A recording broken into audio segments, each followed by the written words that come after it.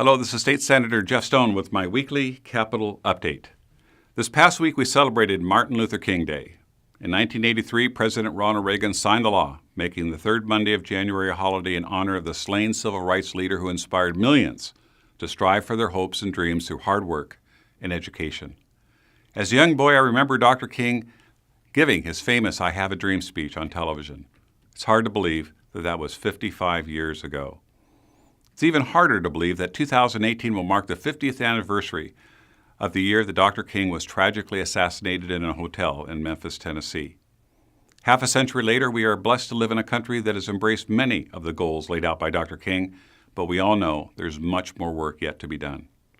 For example, most of us dream of owning a home and feel free to live in neighborhoods that are safe for our children.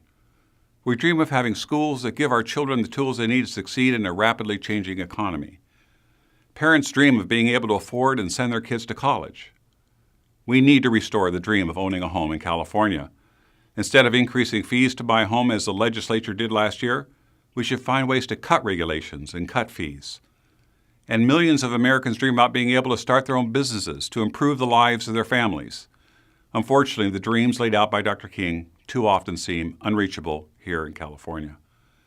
His dreams are not quashed by prejudice or social injustice. They are not stopped because of bigotry or racism. They are sadly stopped by government policies that constrain the private sector and stop entrepreneurs from investing in California. In Dr. King's most famous speech delivered at the Lincoln Memorial, he said he had a dream.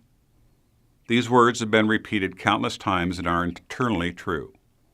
Our collective dream is for a better California, and I think this one thing on which Democrats and Republicans can certainly agree upon. The difference is how we get there. My belief is that we can build a stronger California by letting individuals and families keep more of what they earn so they can build wealth and make their own futures better. Others believe we can build a stronger state by taking more tax dollars from families and having government pay for more programs that make people more dependent on the state. With all respect to the Democrats in charge of Sacramento, I believe most people believe that they are better judges of how to spend their money and how to live their lives than nameless bureaucrats in Sacramento. Dr. King once said, "The time is always right to do what is right." Now is the time to do what is right for California. Now is the time to provide every Californian with the opportunity to live up to his or her potential. Over the next year, I'll work every day to make sure California lives up to its potential.